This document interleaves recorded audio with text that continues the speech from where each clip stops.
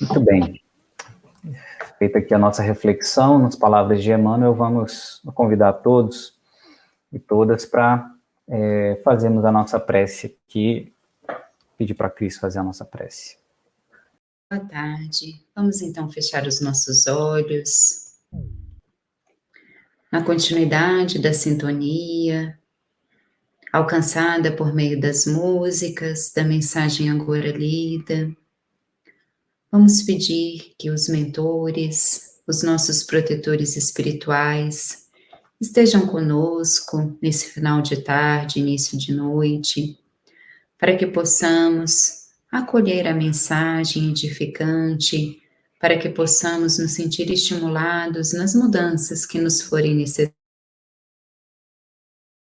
E durante os momentos que estivermos aqui, discutindo a respeito das orientações de Jesus, que os nossos lares recebam bênçãos, recebam livramentos, recebam a visita desses protetores amigos, a cuidar de cada um que habita conosco.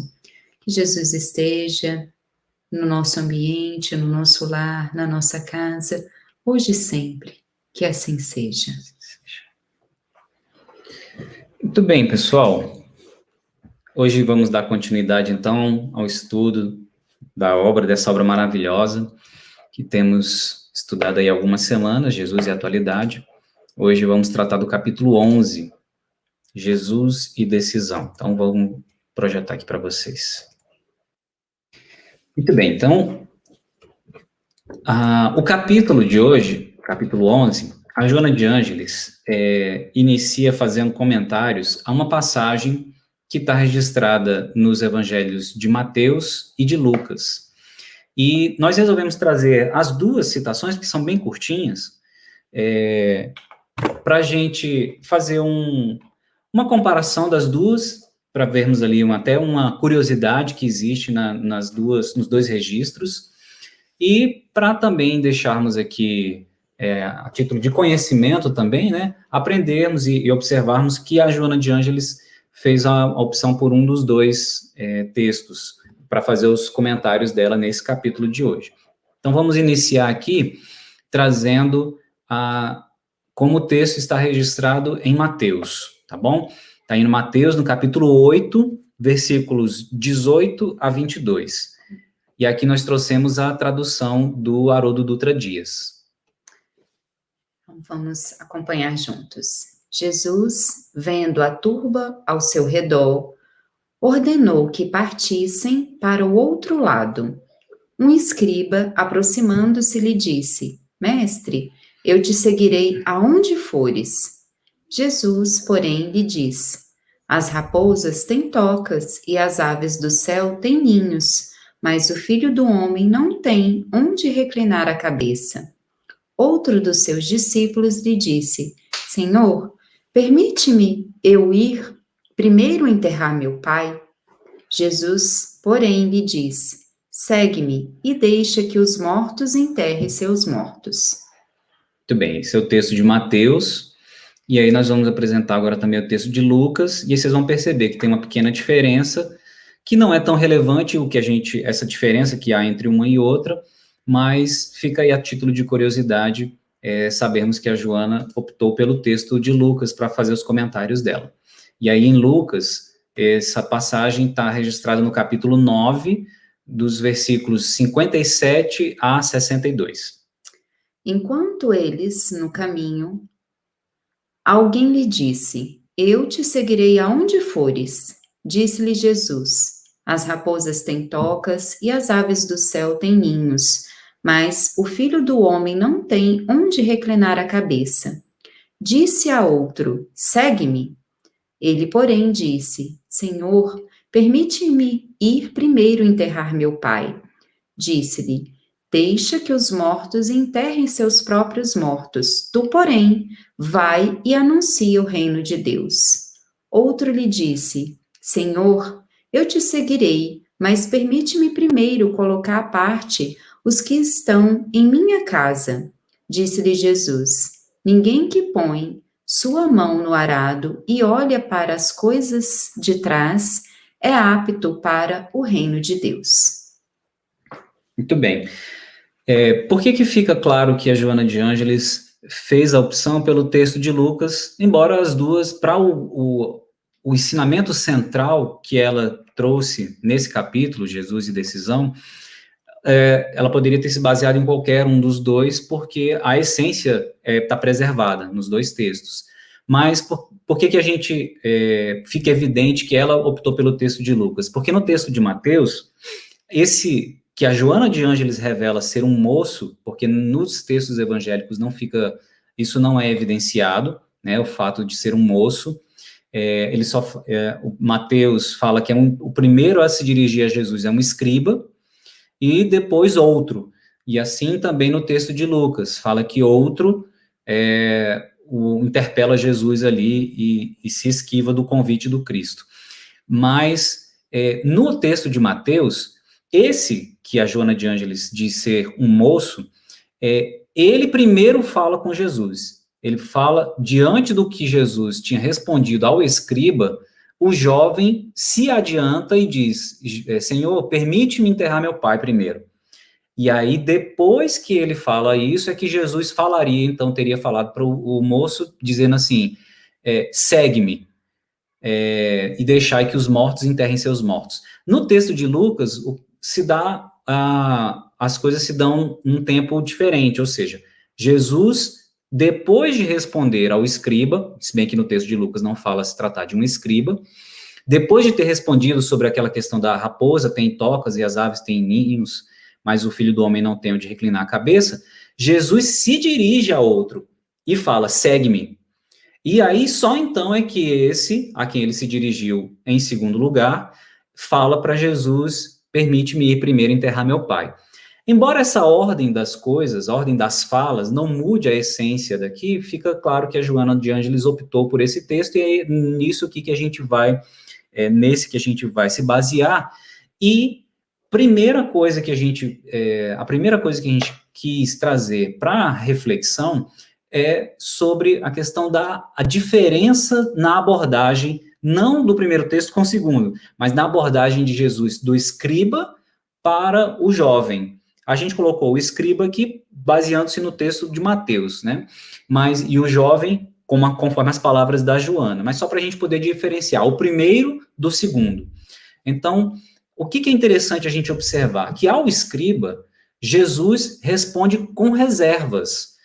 O que ele faz? Ele adverte aquele escriba dizendo assim, porque o escriba fala, Senhor, eu vou te seguirei aonde fores. E Jesus fala, né, qual é a resposta de Jesus? As raposas não têm toca, as raposas têm tocas e as aves têm ninhos, mas o filho do homem não tem onde reclinar a cabeça. O que significa isso? As raposas e as aves têm onde se refugiar.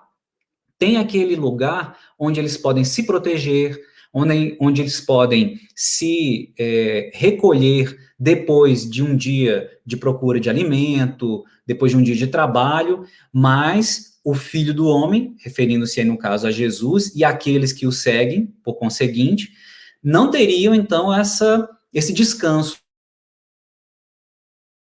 Uma série de privações e dificuldades. O propósito de seguir o Cristo viria, então, acompanhado dessa série de privações, dessa série de obstáculos a serem vencidos. Por isso, Jesus, então, responde ao escriba, ou aquele primeiro que o interpela, responde com ressalva, falando assim, olha, veja bem se é isso mesmo que você quer, porque me seguir vai trazer uma série de dificuldades que vai ter que transpor. E aí, qual é a diferença na abordagem para o segundo, que é o jovem?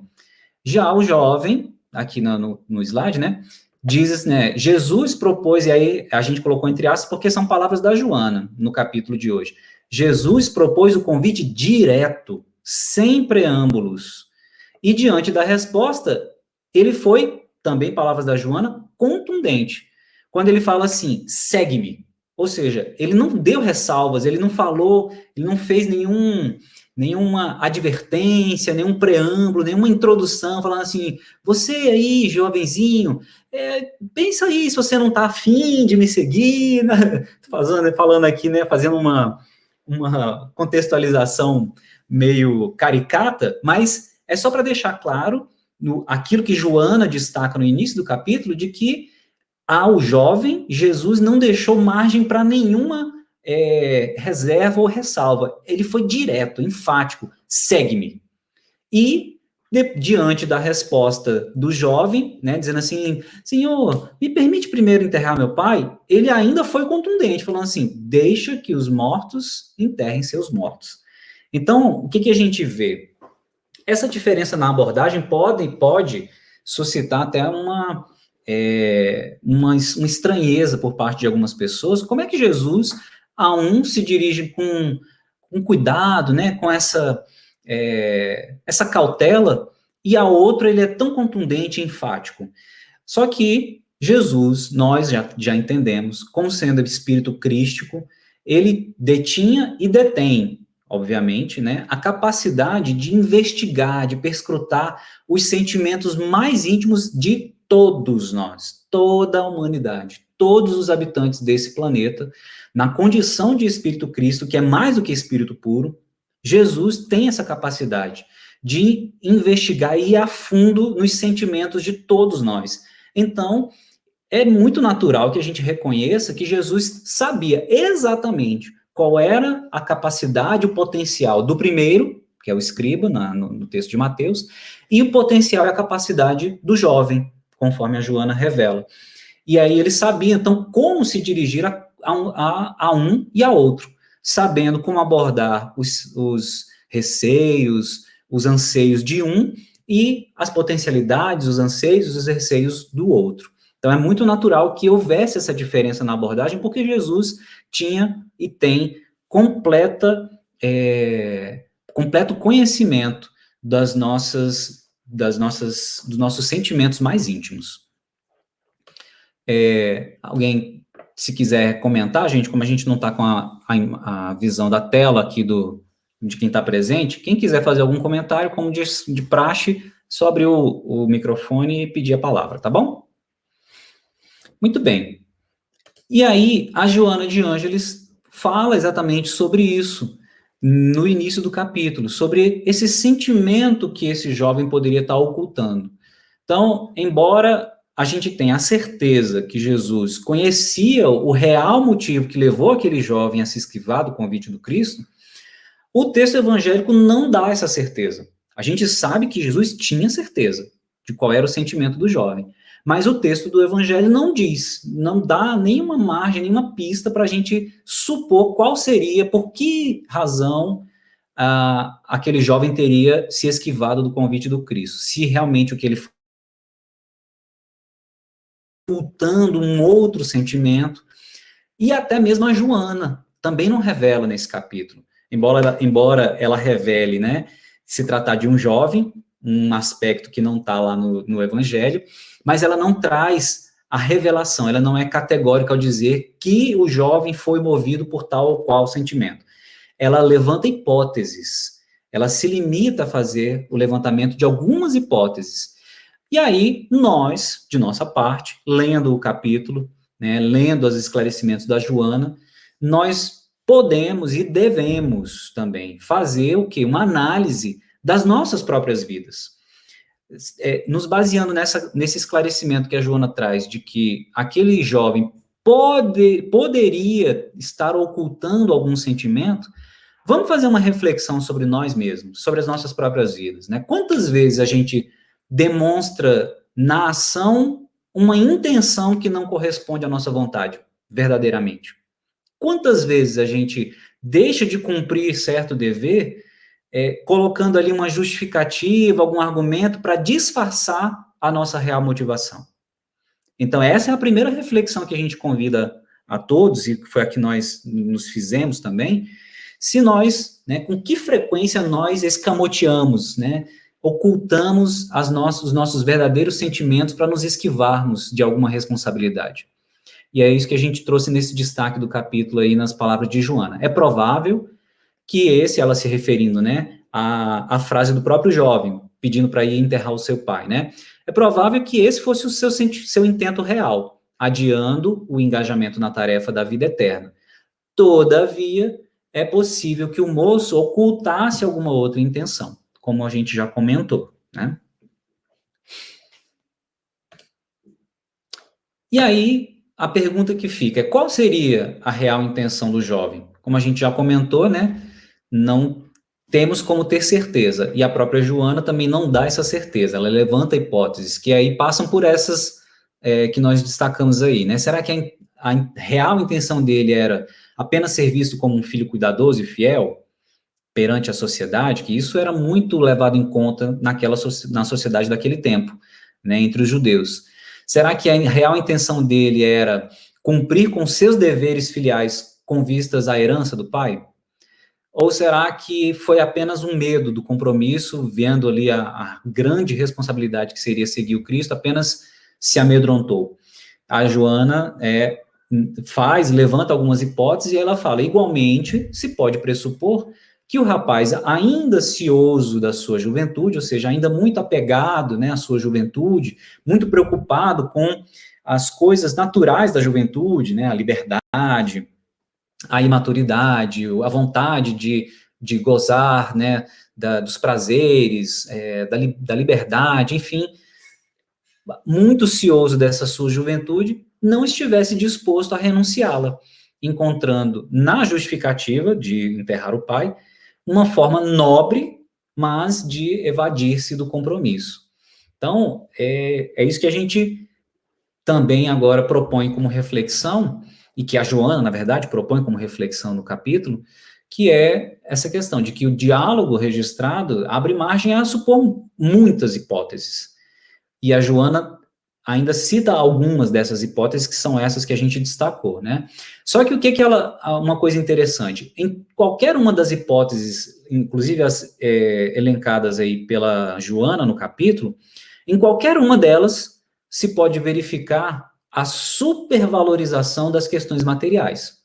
Mesmo a real intenção de enterrar o pai, né, de cumprir ali com o seu dever filial, mesmo isso, frente ao convite do Cristo, o jovem estaria colocando acima dos deveres ou dos compromissos espirituais questões de ordem material, social, né, das convenções sociais. Então, é outra coisa também interessante para se destacar. Em todas as hipóteses levantadas nesse capítulo pela Joana de Ângeles, e podem haver mais, tá? Então, a gente deixa isso também registrado. Ela levanta algumas, mas pode haver muitas outras. Mas em todas essas que ela levanta, todas têm ali presente a supervalorização das questões materiais.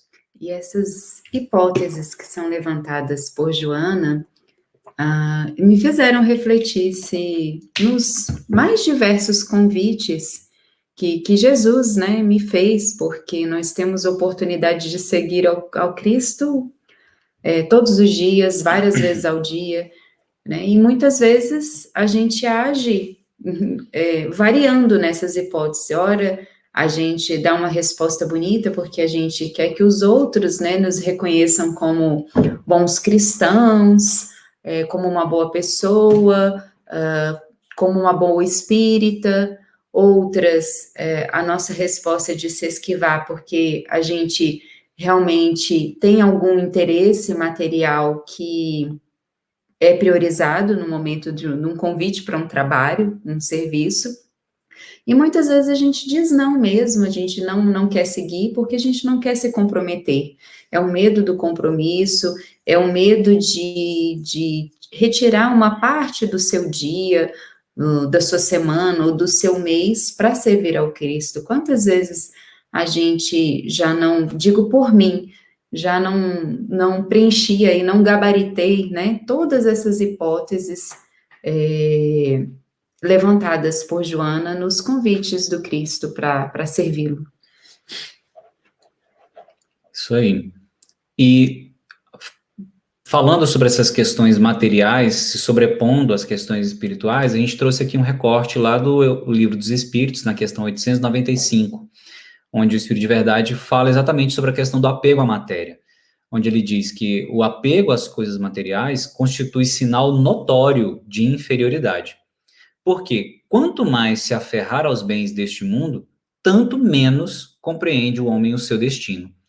Pelo desinteresse, ao contrário, desinteresse no caso, né, da matéria, das coisas materiais, demonstra que encara de um ponto mais elevado o futuro. Então, muitas vezes nós tomamos essas decisões equivocadas, né, que a Cris até comentou aí na fala dela, seja por apego às coisas materiais, que nos impede de viver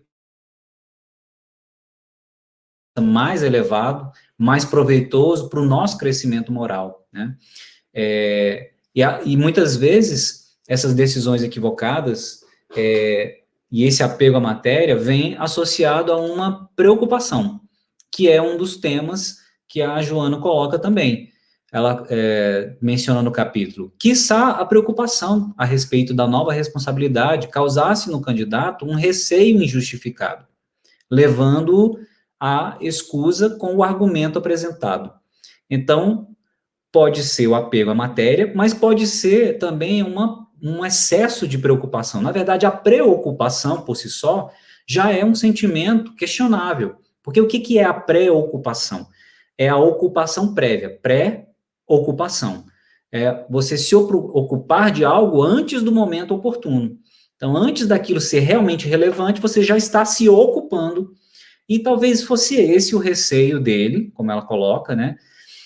Uma preocupação exacerbada a respeito da responsabilidade que ele teria que abraçar, seguindo o Cristo, e isso causou, então, essa recusa, né? E a preocupação, gente, ela é um sentimento negativo, por quê? Porque ela é a manifestação da ansiedade. Preocupação, ou seja, você se ocupar antes do momento, significa que você está ali ansioso, antes do momento chegar, efetivamente, você já está se ocupando dele, e isso é muito ruim, porque demonstra ali uma manifestação de ansiedade essa que pode suscitar medo, que também a Joana de Ângeles trata nesse capítulo como uma outra hipótese, que talvez tivesse dominado aquele jovem. Ela diz, o medo de assumir compromissos graves impede o desenvolvimento intelecto-moral do indivíduo, mantendo-o estacionado na rotina despreocupada e monótona do seu dia a dia. Então, essa preocupação, por um lado, pode também estar associada a um medo, que é esse medo aí que a imagem procura trazer, que paralisa, né, que nos aprisiona e que estaciona o nosso desenvolvimento, porque nos impede de tomar decisões, que é o tema do capítulo, né, decisões que são essenciais para o nosso progresso, como ela diz aí, né, que esse medo, ele impede o desenvolvimento intelecto-moral. Tanto nos impede o desenvolvimento intelectual, porque você fica ali estagnado, acomodado, não consegue avançar, né, de se lançar a estudar uma coisa nova, aprender uma coisa nova, conhecer algo diferente, mas também nos impede o desenvolvimento moral, que é propriamente o que se deu com esse jovem, paralisou ali, diante do convite do Cristo, viu talvez o tamanho da responsabilidade que teria à sua frente, o tamanho das coisas, ou a quantidade de coisas que ele teria que renunciar, e aí foi tomado de medo, talvez, né, uma das hipóteses, tomado de medo, recusou o convite do Cristo. E esse medo o impediu, certamente, de avançar, de progredir enquanto espírito, progredir moralmente, intelectualmente, que seria certamente o seu destino, tendo seguido o Cristo, né, de forma corajosa. E o medo, ele é um sentimento realmente muito limitador, porque por receio de talvez falhar, de talvez não conseguir, você nem tenta, você nem faz. E aí muitas oportunidades são ceifadas, justamente de conhecimento, de crescimento, de aprendizagem, de evolução, e dá o que acabamos de comentar, que é a estagnação, a ausência de evolução. Alguém quer fazer algum comentário, gente? Quer manifestar-se? Adriano, Diga, dona Rosa. assim, quando eu entrei no centro, que eu fiz o curso para trabalhar no PAS, aí eu falei assim, eu acho que eu tô com medo de trabalhar no PAS, que eu ainda não sei, né? Mas, assim, eu falei assim, mesmo com medo, eu quero trabalhar no PAS, eu decidi. Aqui ninguém mandou eu ir, ninguém mandou eu ficar, foi eu que decidi. Aí eu falei assim, ó, eu não sei muito, mas se me ensinar, vou aprender, eu tô aqui para para dar o melhor de mim que eu tenho. Aí pronto, eu fui indo para o passo, trabalhando. Hoje eu já tive letra hoje, graças a Deus. Não Olha, tenho mais, assim, medo de ficar assim, trabalhando lá, medo de dar o passo, medo assim, de alguma coisa assim, que eu não conheço, que é desconhecida. Não, aí, graças a Deus, não, que assim, eu tive assim, tanta boa vontade da minha pessoa que tudo deu certo. Não saiu nem um dia assim, dizer assim, hoje eu errei, hoje não foi do jeito que, assim, que eu pensava, que assim, eu fui de coração assim para fazer o serviço, né? E dar o melhor de mim, né? Então, aí eu já tiro assim, que quando a gente quer, a gente consegue. sem dúvida. Uhum. Excelente, Ana Rosa. Obrigado pela sua contribuição, viu? De Esse, nada. esse seu exemplo vai ser ótimo para a gente, né, comentar Uhum. o que a gente trouxe aqui mais adiante. Mas se alguém Uhum. quiser também fazer algum comentário, dar também seu depoimento, pode ficar à vontade. Senão a gente vai seguir. Muito bom. Então, gente, qual que é o ensinamento dessa passagem de Lucas e que a Joana de Ângeles também comenta? Depois dela levantar as hipóteses que poderiam ter motivado a esquiva do jovem, né, a recusa do convite do Cristo por parte do jovem, ela arremata dizendo o seguinte: por fim, suponhamos que o sentimento filial prevalecesse na resposta e ele estivesse preocupado com o pai desencarnado. Porque é exatamente isso, né? Ela levantou algumas hipóteses que seriam motivadas por questões materiais, como as que a gente já citou até aqui, e nesse momento ela fala assim, beleza, mas pode não ter sido nenhum daqueles sentimentos ocultos, né, de interesse na herança, de fazer boa imagem de filho perante a sociedade, pode não ter sido medo, pode não ter sido preocupação, ansiedade, pode não ter sido nada disso, pode ter sido na resposta dele um real sentimento de preocupação com o pai desencarnado. Ainda assim, diz a Joana, ainda assim, qualquer pessoa poderia sepultá-lo, mas ninguém, exceto ele mesmo, poderia encarregar-se da sua iluminação. Jesus era a sua oportunidade única. Então, olha só que interessante, gente. O ensinamento dessa passagem, e que a Joana de Ângeles esclarece muito bem nessa frase, é exatamente esse. Por mais que fosse real o sentimento do filho, nada poderia substituir a oportunidade que ele teve de seguir o Cristo e cuidar da sua autoiluminação. Porque é isso ninguém poderia fazer por ele. Essa era a atitude que era um encargo que nenhuma outra pessoa pode fazer no nosso lugar, só nós mesmos.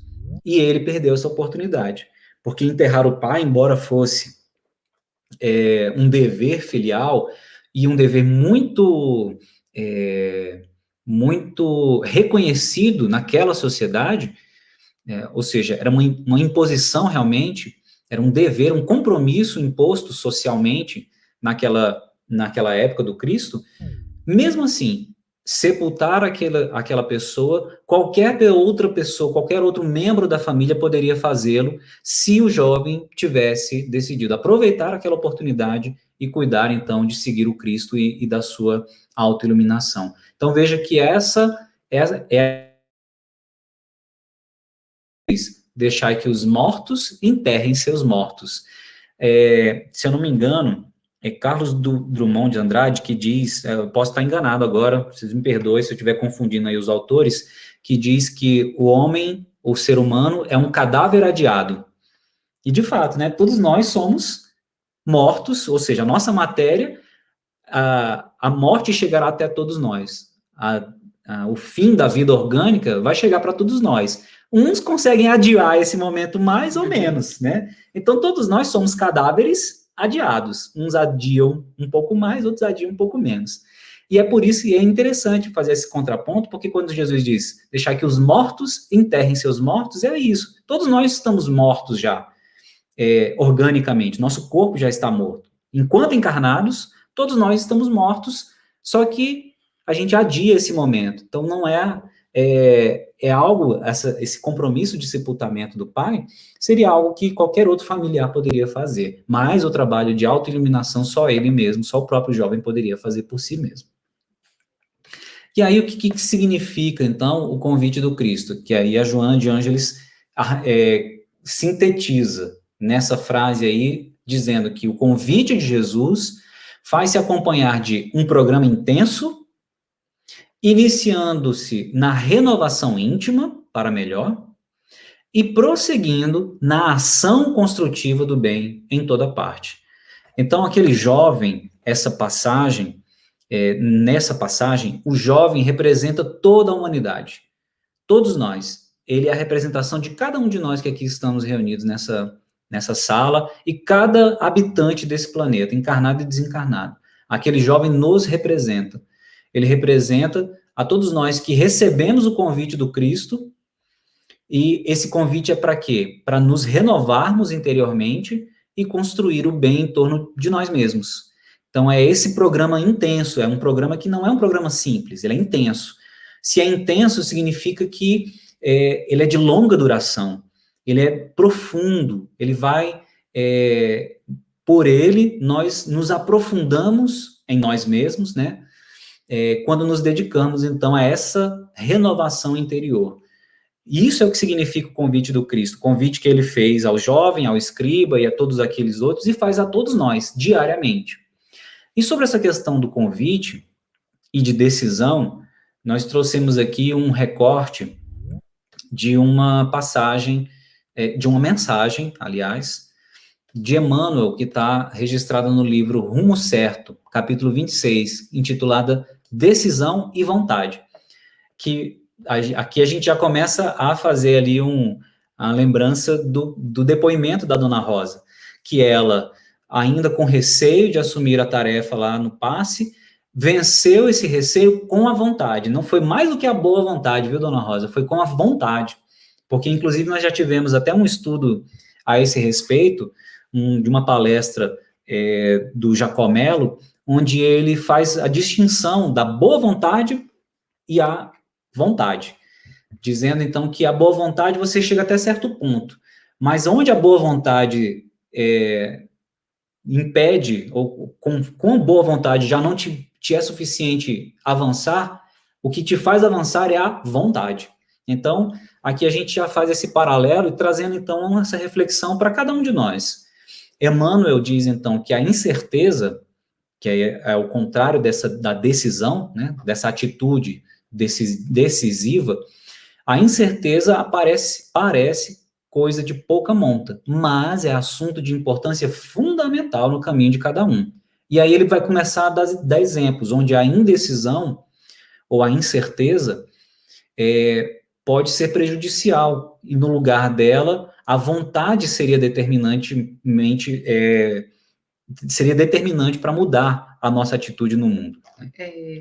Só um parêntese, trazendo de novo o exemplo da Dona Rosa, se ela ficasse na incerteza, será que eu já sei o suficiente para aplicar um passe? Uhum. Ou não sei? Será que eu espero mais para pedir para participar da equipe ou não? Ou seja, né? Será que eu faço mais um curso? Antes, quantos passes ela teria deixado de aplicar, né? Quanta graça poderia não ter sido distribuída às pessoas, tendo ela como canal. Uhum. Né? É isso, a decisão e vontade faz com que a gente possa servir mais e o quanto antes. E é exatamente nesse sentido que Emmanuel aborda essa questão da decisão e da indecisão nessa mensagem. Diz aí Emmanuel, sabem essas pessoas, né, que se deixam confundir, se deixam levar pela incerteza, né? Sabem que é preciso servir para se renovarem, mas paradoxalmente esperam renovar-se sem servir. Ou seja, na indecisão, vem a necessidade, vem o chamamento do serviço e da renovação, mas recuam diante da incerteza e ficam esperando renovar-se sem servir. Dispõem de verbo fácil e muitas vezes se proclamam inabilitadas para falar auxiliando alguém nas construções do espírito.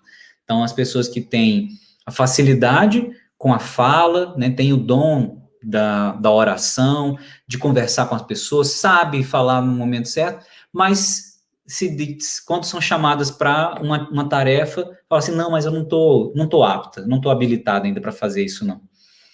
Ouvem preleções edificantes, ou mergulham-se na assimilação de livros nobres, prometendo heroísmo para o dia seguinte, mas, passada a emoção, volvem à estaca zero, a maneira de viajante que desiste de avançar nos primeiros passos de qualquer jornada.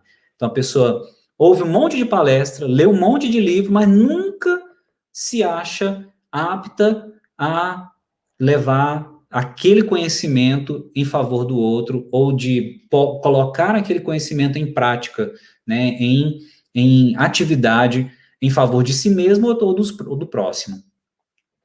Louvam na rua o equilíbrio e a serenidade, e às vezes, dentro de casa, disputam campeonatos de irritação.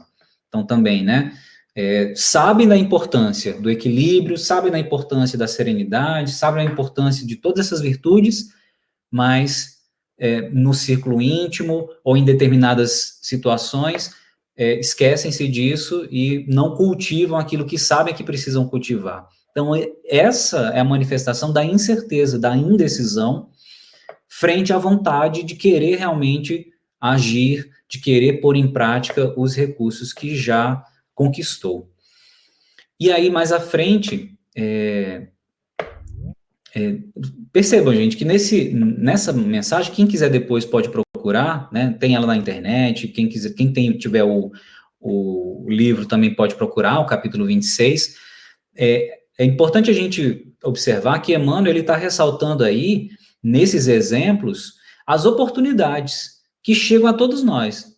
A todos nós chegam oportunidades de desenvolvimento e de ação, de atitude, para a gente colocar em prática e utilizar os nossos talentos. Lembra daqueles talentos que a gente sempre fala, né? Citando a passagem do Cristo, aproveitar essas oportunidades para pôr em movimento os nossos talentos, as nossas potencialidades. E às vezes o que nos falta, né, na maioria dessas ocasiões, é a vontade para fazermos a escolha certa, optarmos por agir ao invés de nos recolher.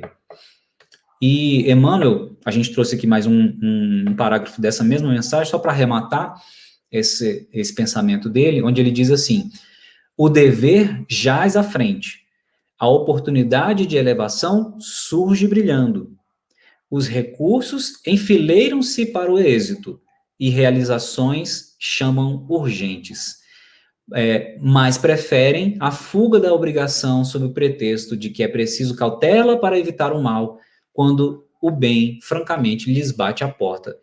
Por que a gente achou interessante destacar esse parágrafo da mensagem? Porque nessa mensagem, Emmanuel, ele destaca, é só a gente fazer a leitura juntos aqui, né? Ele fala, o dever jaz à frente, ou seja, todos nós temos um dever a cumprir. Aqui, nenhum de nós se engane. Todos nós temos um compromisso, temos um dever. A gente até já estudou um capítulo, né? Jesus e o dever. Sabemos, então, que todos nós temos um dever.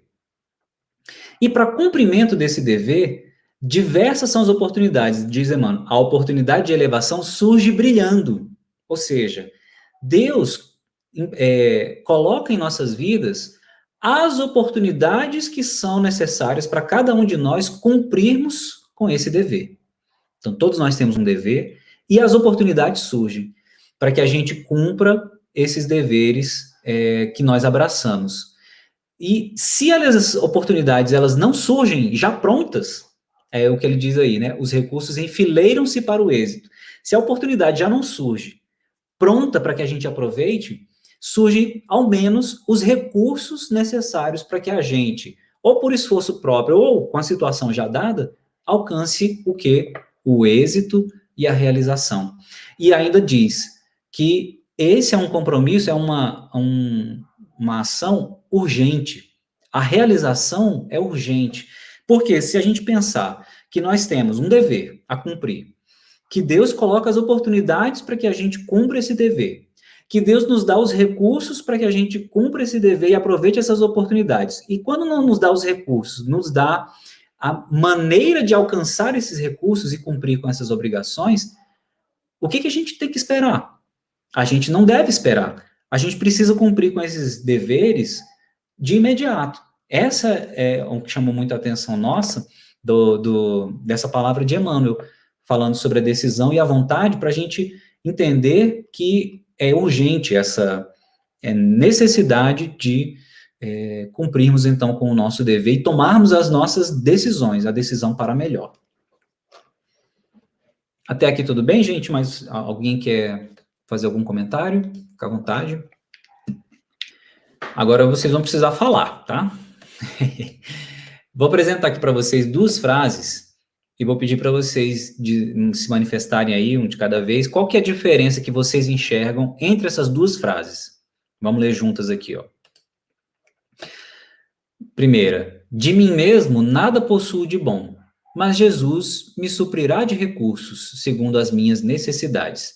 E a segunda frase é, não descreio da bondade de Jesus, mas não tenho forças para o trabalho cristão. Qual que é a diferença essencial, na essência, que vocês enxergam entre essas 2 frases? A vontade, né, Adriano? A vontade. A primeira fase da Dona Rosa aí. Muito bem. Diga-me mais, fale-me mais sobre isso, Carlão. A fé, né, Adriano? A fé também. A confiança em Jesus. A confiança. A confiança em Jesus. Ótimo. Estou gostando das contribuições. A primeira, ele está decidido a fazer, né? Mesmo reconhecendo as dificuldades. A segunda já, vamos dizer assim, né? Já desistiu. Excelente. Então, a primeira, ele se decidiu, apesar das dificuldades. Na segunda, as dificuldades fizeram ele desistir, não é isso, Aline? É isso. Muito bom. Quem mais? Se você está indeciso se vai participar ou não, esta é a hora. Muito bom. Gente, então vamos lá. Essas frases nós destacamos do capítulo 79 do livro Pão Nosso, Mensagem de Emmanuel, e é uma mensagem fenomenal que a gente até gostaria de abordar a partir de agora com um pouquinho mais de ênfase, e que é uma mensagem fantástica. O que diferencia essas 2 frases aqui e a gente vai trabalhar? Emmanuel, nesse capítulo, fala que a primeira frase a gente atribui ao discípulo aplicado. Isso nas palavras de Emmanuel. E a segunda frase é muito característica do aprendiz preguiçoso. E aí ele dá mais alguns esclarecimentos e depois a gente vai ver qual que é a diferença fundamental entre essas 2 posturas, além do que vocês falaram, a questão da decisão, da fé, da vontade, da confiança. A gente vai ver também aquilo que é fundamental para a gente até repensar as nossas próprias falas, as nossas próprias atitudes, e aí melhorarmos, então, o nosso poder de decisão. Vamos avançar aqui, onde Emmanuel aborda a característica dos 2 discípulos, o discípulo aplicado e o aprendiz preguiçoso. Então, ele diz o seguinte, o primeiro, o discípulo aplicado, galga a montanha da decisão. Então, ele tem a decisão como o seu motivador. Ele sempre faz uso da decisão para tomar as suas atitudes, né? Identifica as próprias fraquezas, entretanto, confia no divino amigo e delibera viver-lhe as lições, que é exatamente o que a gente viu na primeira frase, né? Reconhece que tem fraquezas, que tem limitações, que tem pontos a melhorar, mas ele não deixa que aquilo o impeça de fazer e de tentar, assim como o Carlão mencionou, né, no exemplo da Dona Rosa. O segundo, que é o aprendiz preguiçoso, aquele da segunda frase, estima o descanso no vale fundo da experiência inferior. Reconhece a graça que o mestre lhe conferiu, todavia prefere furtar-se a elas. Ou seja, esse segundo exemplo, o segundo caso do aprendiz preguiçoso, ele reconhece que o evangelho de Jesus na sua vida, que traça para ele um plano de desenvolvimento pessoal a ser realizado, mas ele foge do compromisso.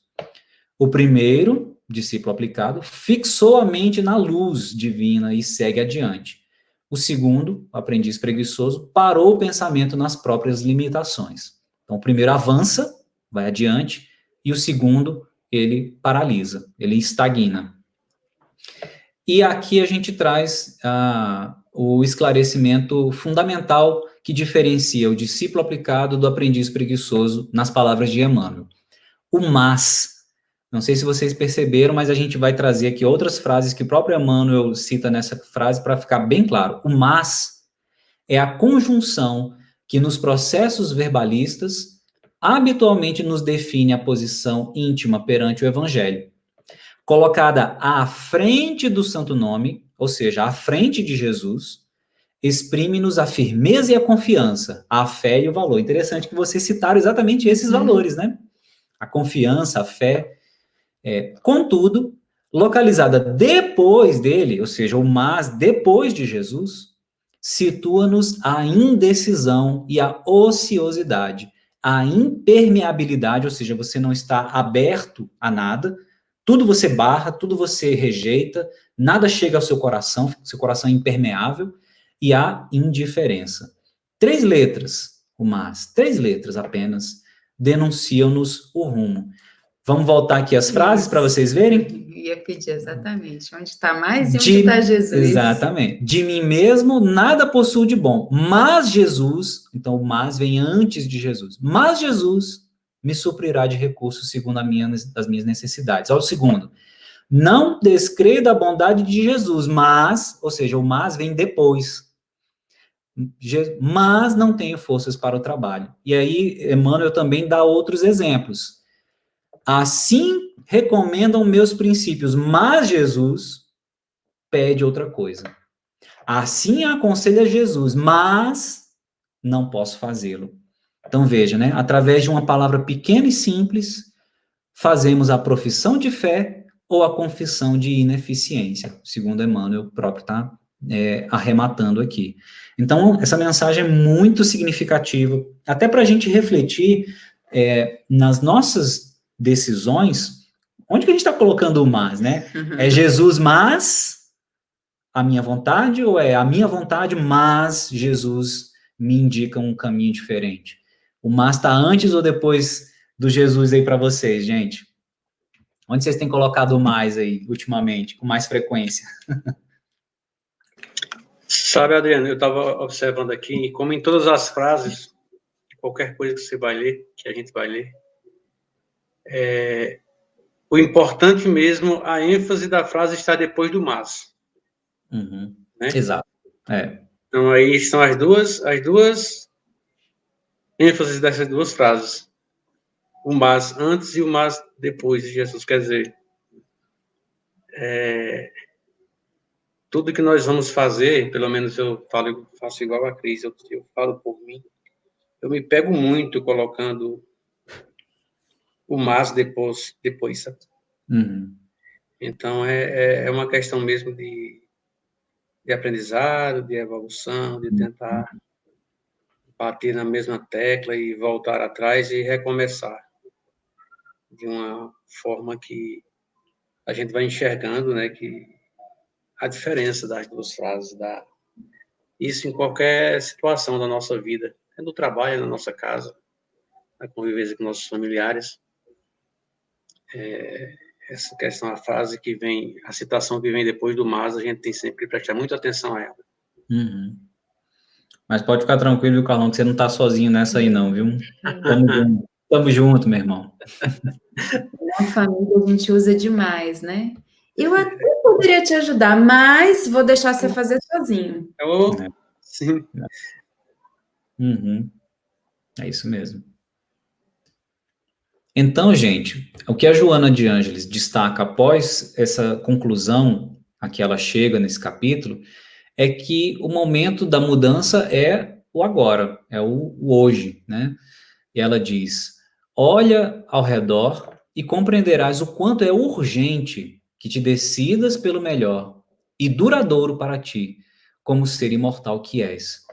Postergando a decisão, quando a gente coloca o mais, né, depois de Jesus, a gente adia a nossa decisão. Eu vou entrar na equipe de passe no semestre que vem. Exatamente. Postergando a decisão, quando então a tomar, provavelmente as circunstâncias já não serão as mesmas e a tua situação estará diferente, talvez complicada. Deixa-te permear pela presença dele, né, do Cristo, e feliz, segue-o. Então é isso, né? Às vezes a gente adia um compromisso, deixa para tomar uma decisão depois, só que depois as circunstâncias podem ser totalmente diferentes e a gente perdeu o bonde, como diz no popular, né?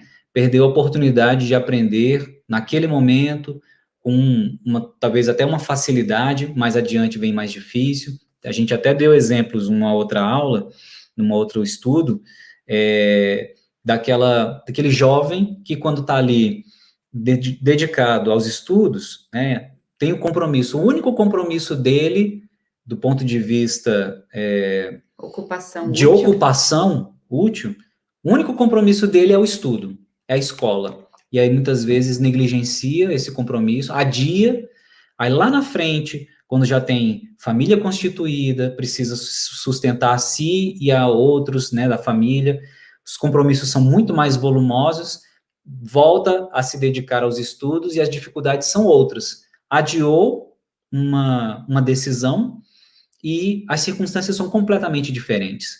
Então, na vida, as coisas se operam dessa forma. Se a gente deixa passar a oportunidade, não toma a decisão no momento oportuno, a gente pode até vir a tomar essa decisão depois, mas ela virá sob uma outra embalagem, né? Então, por isso que a tarefa de transformação pessoal, de mudança de atitude é urgente, como a Joana de Ângeles diz aqui, né? A gente não deve esperar um momento ideal. Esperar, por exemplo, para as resoluções de ano novo, né? Ali em 31 de dezembro. Esperar aquele momento para poder mudar alguma coisa, né? Ou, quando eu tiver melhores condições, quando acontecer isso, quando eu tiver um emprego melhor, quando meu filho for mais velho, quando... E a gente ficar adiando, né? Quando o centro retornar com todas as atividades presenciais. Exato, né? Então, se a gente deixa passar a oportunidade, talvez a gente tenha mais na frente uma situação mais complicada para enfrentar, né? Essa é a lição. E aí, associado, para reforçar esse chamamento da urgência que Joana de Ângeles cita no capítulo, a gente trouxe aqui uma mensagem psicofônica registrada pela mediunidade de Valdo Franco, mensagem de Bezerra de Menezes, lá em 2007, num evento, uma reunião do Conselho Federativo, onde Bezerra diz assim: em toda parte, Jesus necessita de vós, para falar pela vossa boca, caminhar pelos vossos pés e agir através das vossas mãos. Levai Jesus convosco e vivei-o. Na ampulheta das horas, o tempo continua inexoravelmente sem tempo para adiamentos. Vigiai, orando, e amai, servindo. Então, que a gente se coloque no lugar daquele jovem, né, e pense assim, o que será que eu responderia para Jesus? Será que eu adiaria aquele compromisso? E pensando nos vários compromissos que nós precisamos assumir e temos assumido, será que a gente tem encarado esses compromissos, esses deveres, ou a gente tem postergado, a gente tem adiado e não tem querido ali encarar com essa obrigação, com esse dever, com essa tarefa? Acho que é a principal lição que fica e reflexão que fica para todos nós, né, desse capítulo. Mas para a gente encerrar, né, a gente trouxe aqui uma frase que está lá no finalzinho do capítulo, que a gente gostaria também de comentar, e a gente achou interessante, que ela diz o seguinte: com tal atitude, ou seja, de decisão, de aproveitar as oportunidades, de enxergar o momento oportuno e agir sem adiamento, sem fuga, né? Sem receio. Com tal atitude, os teus problemas mudarão de aparência, perderão o significado afligente, contribuirão para a tua felicidade. A gente até colocou essa imagenzinha, né, da tempestade em copo d'água, que muitas vezes a gente faz. Em muitas dificuldades, a gente dimensiona o problema de maneira distorcida, dando um volume a um determinado problema muito maior do que o que ele realmente possui. E essa atitude de decisão que a Joana de Ângeles destaca nesse capítulo, nos ajuda, então, até a mudar a nossa visão, como ela diz, né? Os problemas mudarão de aparência. Por que eles mudarão de aparência? Os problemas são os mesmos, mas nossa visão sobre eles é que vai mudar. Então, a gente certamente vai enxergar as dores da vida, os obstáculos, com olhos mais corajosos, né? Com a fé mais robusta, com mais bom ânimo, com mais coragem para enfrentar essas dificuldades e, com isso, aquela dor, aquele problema, aquela tribulação, talvez ganhe um outro significado, como ela coloca aqui, né? Vai perder aquele significado afligente, ou seja, aquilo já não vai nos trazer tanta angústia quanto traria antes se a gente não estiver motivado por essa atitude de decisão, de vontade e coragem. Que é isso, gente. Era essa a nossa contribuição a dar sobre o capítulo de hoje, capítulo que nós particularmente gostamos muito, o livro todo, né, é muito bom, mas trouxe uma lição, uma reflexão muito oportuna para todos nós. Isso tudo, quando a gente está estudando, lendo esse capítulo, obviamente a gente traz para si mesmo, né? Então, quando a gente faz essa mediação do estudo aqui do capítulo, não é a gente tendo apropriado tudo isso, né, nos sentindo aí os mestres da decisão e dando para vocês o caminho das pedras. Não, o caminho das pedras que está dando é a Joana de Ângeles e antes dela o Cristo, né? Essas mensagens servem sempre primeiramente para nós mesmos. E é isso, essa era a contribuição que a gente queria trazer na tarde de hoje. Se alguém quiser comentar mais alguma coisa, fique à vontade, bastante à vontade. Muito bem, gente. Alegria estar com vocês, né, estudar essa obra. Vamos, então, fazer a nossa prece de encerramento. E depois a gente tira a nossa fotinha. O Robsinho nos presenteia mais uma vez aí com a paisagem dele. Então, vamos, mais uma vez, elevar nosso pensamento a Deus, ao nosso Mestre Jesus, em profundo agradecimento pelo aprendizado colhido no estudo da obra desse capítulo de hoje, aprendizado mediado, proporcionado pelas palavras e esclarecimentos da querida mentora, Joana de Ângeles, que saibamos, então, aproveitar todas essas lições, os ensinamentos que ela nos oferece, de maneira muito pedagógica, didática, esclarecendo, esmiuçando as lições originais que partiram do próprio Cristo, que é o nosso guia e modelo. Que saibamos, então, acolher essas lições, esses aprendizados em nossos corações, traduzindo-os em atitudes, em palavras, em gestos, em decisões mais aprimoradas, buscando sempre o melhor para nós e para o próximo. E que o teu amor, Senhor, nos envolva a todos, nos mantenha sintonizados ainda ao longo desta noite, ao longo da semana que se inicia, e em cada instante saibamos, Senhor, agasalhar em nossos corações essa mesma vibração, esse mesmo sentimento de contentamento, de alegria, de motivação, de vontade de seguir adiante e de implementar em nossas vidas o teu evangelho de luz e de bênçãos. Que assim seja, e graças a Deus.